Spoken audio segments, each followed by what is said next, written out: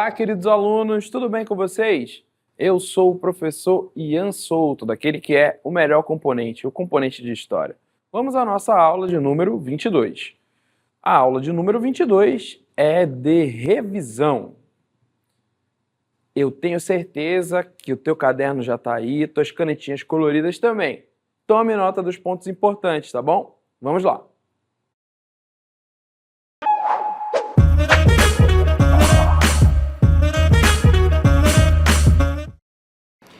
Em nossa aula de revisão, vamos retomar pontos importantes relacionados aos hebreus, tá? Olha só, é muito importante estarmos atentos que no começo, o povo hebraico estava na Mesopotâmia, mas eles receberam um chamado, de Deus e foram a um lugar chamado Canaã. E assim começa uma grande aventura desse povo. Logo depois, eles foram ao Egito, liderados por Moisés, e fugiram de uma forma emocionante atravessando o Mar Vermelho. A história dos hebreus ela possui 3 partes importantes. Primeiro com os patriarcas, a segunda fase com os juízes, e uma terceira fase com os reis. Tá? E é importante estarmos atentos justamente a esses processos de diáspora no qual o povo hebraico passou ao longo da sua história. Vale ressaltar que os hebreus possuem justamente uma história incrível, e com um legado extremamente importante para os dias atuais. Então, é justamente nessa conexão entre o passado e o presente que estaremos nos debruçando e analisando essas conexões. Olha só, um ponto importante é o ponto da religião. A religião ela desempenhou um papel fundamental no processo de união do povo hebreu, tornando-se o elemento mais significativo na formação do seu estado. Inicialmente, os hebreus eram politeístas. Olha só, esse é um ponto importante, tá? Os hebreus, eles no início eram politeístas, mas ao longo do tempo, passaram ao monoteísmo, adotando Jeová ou Yahvé como seu único Deus. E dentro desse papel da religiosidade, podemos perceber alguns elementos desse povo, do povo hebreu, e que permanecem na sociedade até os dias atuais, tá bom? Vale ressaltar que é a partir do povo hebraico que você vai ter a base para uma das 2 principais religiões do mundo, que é o cristianismo e o islamismo. Dentro desse processo religioso, você tem alguns rituais. Vamos analisá-los, olha só. Entre os rituais e crenças dos hebreus, podemos citar a santificação do sábado, considerado o 7º dia da criação do mundo, a comemoração da Páscoa, que é para relembrar a libertação da escravidão ou sua saída do Egito, o Pentecostes, que comemora o recebimento dos 10 mandamentos por Moisés. Então aí nós podemos pontuar 3 rituais ou crenças que permanecem em nossa sociedade até os dias atuais. Então você percebe justamente essa conexão e a importância do povo hebreu aos dias atuais. Então, é justamente esse o papel que devemos estar conectados com o papel da história. É justamente olhar a um passado para entender e significar o presente, tá bom? Além desse campo religioso, é importante estarmos conectados com algumas características que o povo hebreu que o povo hebreu passou durante a sua jornada. Olha só, como por exemplo a origem, né? Você tem um relato bíblico que afirma que os hebreus tiveram uma origem com o patriarca, o Abraão. Abraão, um pastor, né, seminômade, vivia na cidade de Ur, localizada na região da Mesopotâmia. Segundo a narrativa, né, Abraão teria recebido uma profecia de Deus, que é conhecido como Javé pelos hebreus.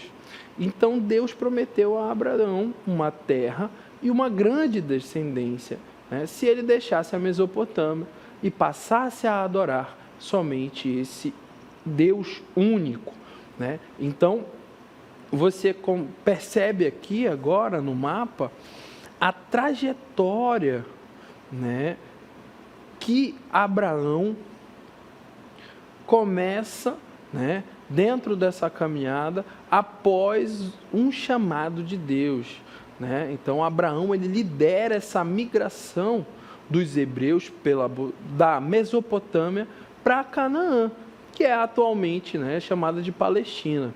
Então os hebreus eles se fixaram ali na região da Vale do Rio Jordão, que possuíam terras mais férteis. Tá? Canaã era uma região fértil e abundante, com terras boas para agricultura e pecuária. Isso era importante para o povo hebraico, afinal, né, eles eram um povo seminômade e que vivia da agricultura e da pecuária. Então, podemos perceber justamente que essa trajetória, imagina, né, para a época em que aconteceu, é uma trajetória incrível, né, uma trajetória extremamente longa e que está, né, conectada com a história do povo hebreu. Tá? Mesmo na Nova Terra, os hebreus mantiveram o seu estilo de vida seminômade, baseando-se nessa agricultura e na pecuária em fase da história hebraica. Né? Essa fase da história hebraica é conhecida como a fase dos patriarcas. E essa fase dos patriarcas, né, você tem figuras como Abraão, né, que é considerado o pai fundador, Isaac, o segundo patriarca, né, e o pai de Jacó, e o terceiro, Jacó, né, que vai ser ali o último patriarca dos hebreus. Tá? Então, essas três figuras, né, vão estar configurando essa fase, né, dos patriarcas. Vale lembrar que Jacó é o pai das 12 tribos de Israel, né, e que são a origem do povo judeu, tá bom?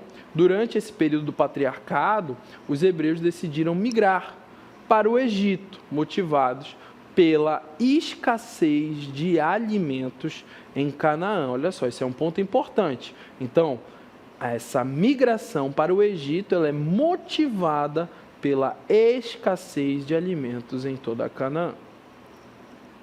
No Egito, né, por sua vez, ele era uma terra fértil por conta do rio Nilo e por isso não enfrentava essa escassez de alimentos. Então, essa migração de Canaã, né, para o Egito está atrelada a essa escassez de alimentos em Canaã, e no Egito você tem justamente, né, uma certa abundância. Bom, já no Egito ocorre a escravidão.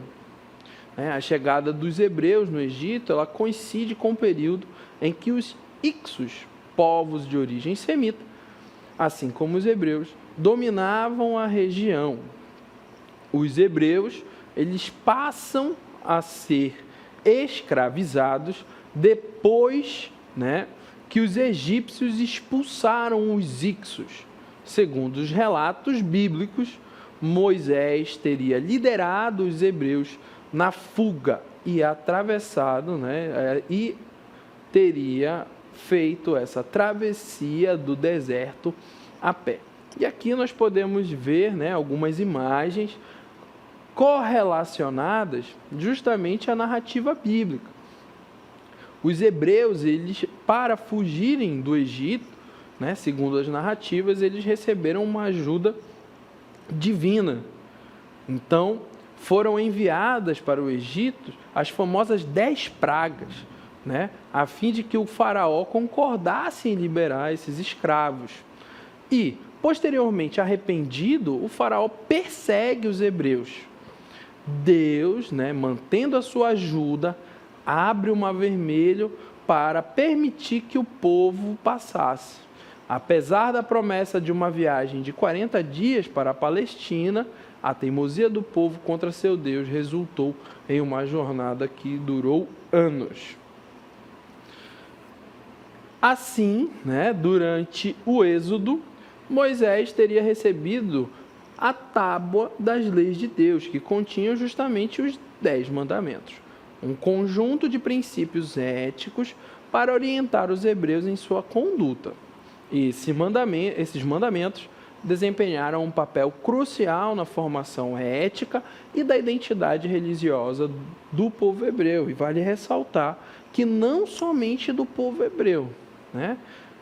É muito importante estarmos atentos justamente que esses 10 mandamentos, eles perpetuaram-se, né, principalmente no Ocidente, e moldaram sociedades, né, na questão ética e moral. Então, é dentro desses pontos que você precisa fazer essas conexões entre aquilo que aconteceu no passado e o que acontece nos dias atuais, né, na sociedade, na contemporaneidade, tá bom? Seguimos, vamos ao texto. Olha só. E aí você adentra na fase do Êxodo, né? A migração dos hebreus do Egito de volta para Canaã ficou conhecida como o Êxodo, tá? Quando os hebreus chegaram a Canaã, encontraram a terra povoada pelos cananeus, povos originários da região, e filisteus.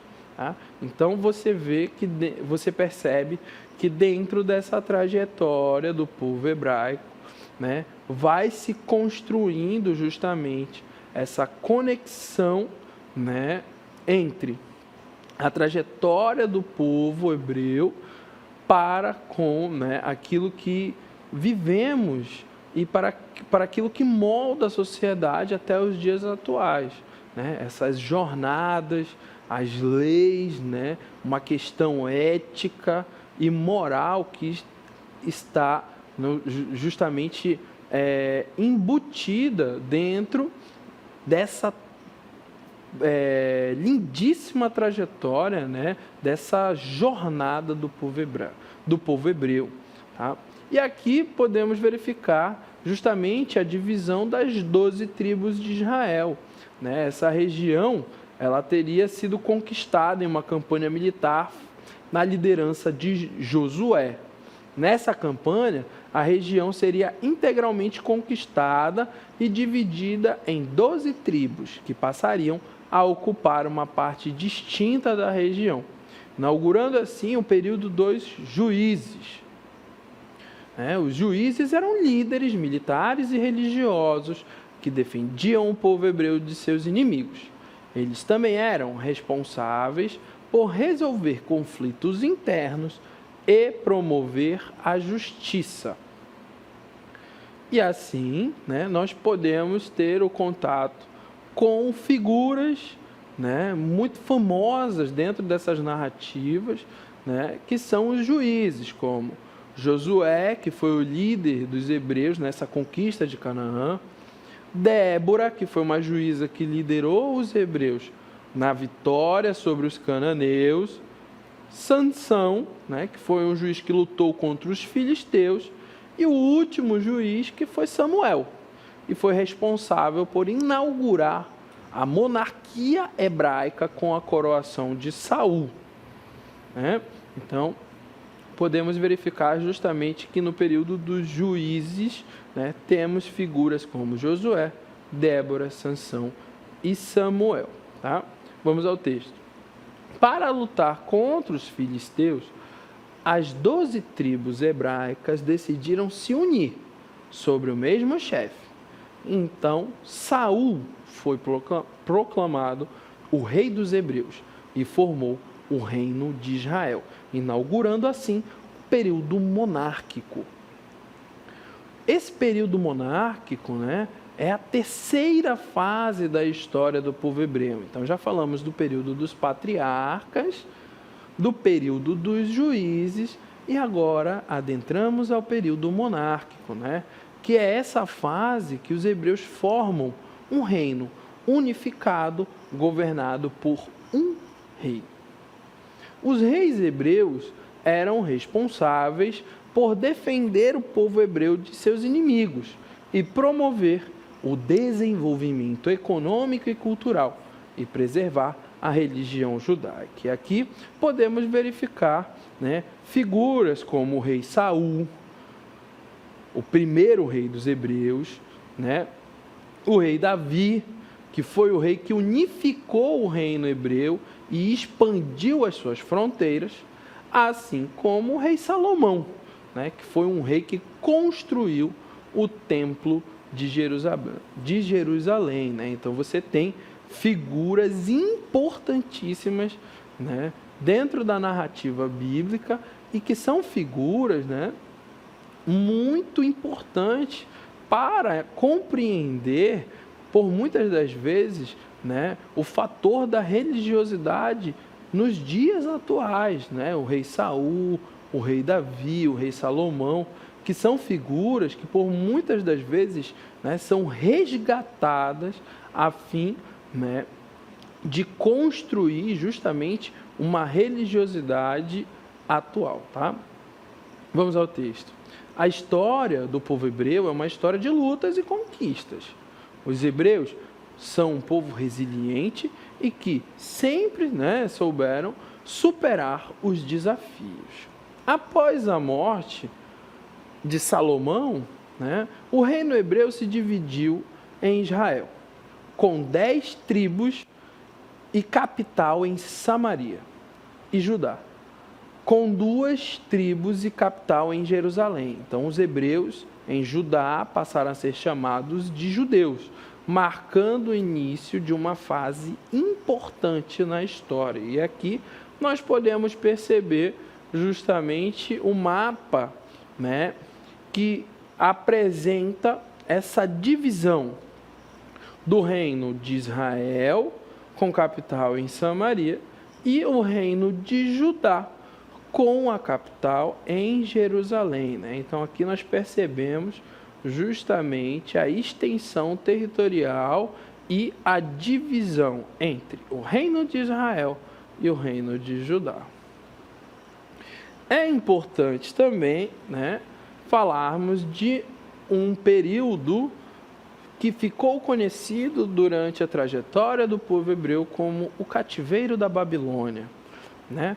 Durante esse cativeiro da Babilônia, que ocorreu após os hebreus serem subjugados pelos assírios, devido à divisão do reino, Jerusalém foi devastada sob o comando do rei assírio Nabucodonosor.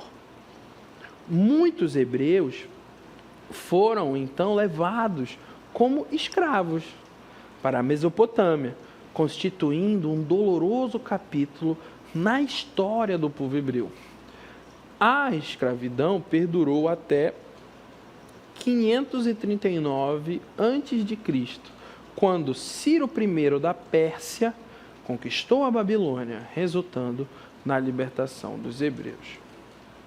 Após retornarem à Palestina, reconstruíram o Estado hebraico na região de Judá, mantendo-se sob o domínio persa, né? Então, os conquistadores seguintes foram os macedônios e, mais tarde, os romanos. A história prossegue como um evento crucial durante o reino do imperador Tito, em 70 d.C., quando o exército romano devastou Jerusalém, levando à dispersão dos judeus para outras regiões, conhecido como diáspora. Após esse acontecimento, a antiga Palestina foi ocupada por diferentes povos, destacando-se a presença árabe na Idade Média. Então, podemos perceber que durante toda a trajetória do povo hebreu, você tem justamente, né, essa conexão com os movimentos desse povo. Percebemos que desde o período dos patriarcas, né, é um povo que movimenta-se, seja pelo chamado de Deus, seja, né, por invasão de outros povos ou domínio de outras regiões. Então, essas movimentações, né, e esse deslocamento em massa de um povo é chamado de diáspora. E dentro desses processos de diáspora, né, quando relacionamos ao povo hebreu, essa diáspora ela aconteceu, né, de modo muito elevado, vamos dizer assim, né? Ela ocorreu de modo simultâneo. Então você tem justamente, né, esse processo de diáspora, ele acontecendo de uma forma simultânea, não somente em um passado, né, distante, mas também na história recente, já na história contemporânea, né, quando o povo, né, mais especificamente os judeus, foram perseguidos durante a Segunda Guerra Mundial. E muito por causa dessa perseguição que, lá em 1948, como nós podemos perceber no texto, né, foi criado o Estado de Israel, por meio de uma decisão da Organização das Nações Unidas, né, a ONU. Os judeus conseguiram estabelecer o Estado de Israel, reunindo-se novamente como uma entidade independente.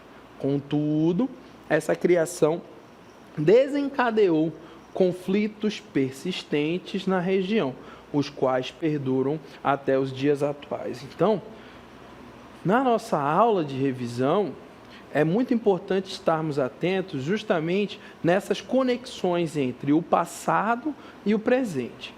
Então, no início da aula, né, abordamos a respeito do legado do povo hebreu aos dias, né, atuais, à sociedade contemporânea. E é um legado que está muito conectado tanto à simbologia, né, como a estrela de Davi, a cruz, a lua, mas também à religiosidade, né, ao monoteísmo. Então você tem justamente além das algumas crenças, né, como Pentecostes, o sábado, a Páscoa. Então, esses elementos que estão presentes até os dias atuais e que possuem essa conexão com o povo hebreu, assim como, né, conflitos que ainda acontecem aos dias atuais, conflitos territoriais, né, principalmente na faixa de Gaza, né? Então você tem justamente uma conexão entre o passado e o presente, seja no campo social e cultural, né, mas também no campo da geopolítica mundial. Então você tem, né, a importância do povo hebreu não somente para a religiosidade, mas sim para compreender a história do mundo, né, para entender, né, questões éticas e morais, né, como vimos na questão dos 10 mandamentos. Tá? E é dentro desse cenário que devemos estar atentos a esse legado, né, do passado, mas principalmente olhar para esse passado, né, e compreender o presente, seja no campo do dia a dia comum, até mesmo, né, quando olhamos de um modo mais geral, quando falamos das questões territoriais e de conflitos no mundo. E assim finalizamos a nossa revisão.